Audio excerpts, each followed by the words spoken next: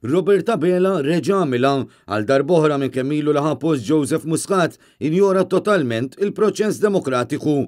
Hekk iddikjara l-ġurnal The Malta Independent fl-editorjal tiegħu wara l-mod kif il-Prim Ministru għażel li jkompli jimmanipola l-grupp parlamentari tiegħu billi ma jsirx il-proċess demokratiku tal-elezzjoni każwali iżda qabatu daħħal lil min iritu.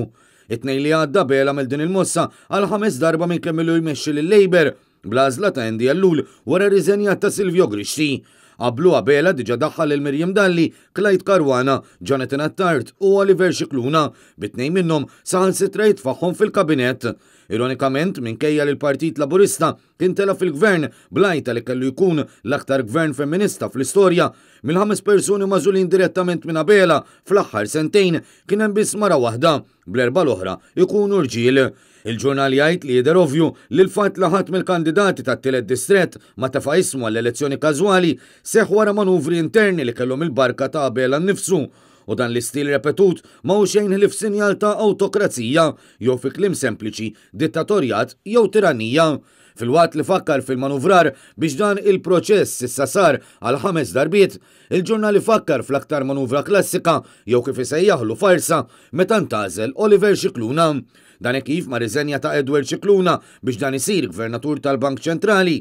Fl-elezzjoni każwali kien elett Gavin Gulija li mal-ġurnalisti kien iddikjara li kien sejjer il-kariga fit-tmexxija tal-Awtorità tat-Turiżmu biex iservi fil-Parlament. Madankollu ftit minuti biss wara li ħal ġurament u kien informa lill-Speaker tal-Kamra li kienet jirriżenja minn membru parlamentari u baqa' chairman tal-MTA. Oliver Scicluna jkun il-mażul ta' Abela biex jispiċċa fil-Parlament. Il-ġurnali temm li l-mod kif Abela qed jilgħab bil-proċess elettorali iħalli ħafna mistoqsijiet mhux imwieġba meta tan suppost u wieħed mill-pedamenti tad-demokrazija biex jażel biss lin-nies li jogħġbu lilu.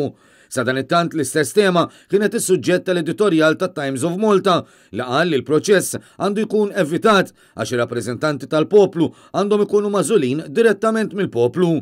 Iżda jista' jkun spjega l-ġurnal li Abela kellu jirrikorri għal dawn l-għażliet għax ma rnexxilux jeħles qabel minn xi persuni li qed għandu fil-grupp parlamentari jew li almenu jieħu azzjoni drastika fil-konfront tagħhom. Għax minkejja li jkunu deputati li jagħmlu l-ħażin, ir-responsabbiltà xorta tibqa' ta' Abela.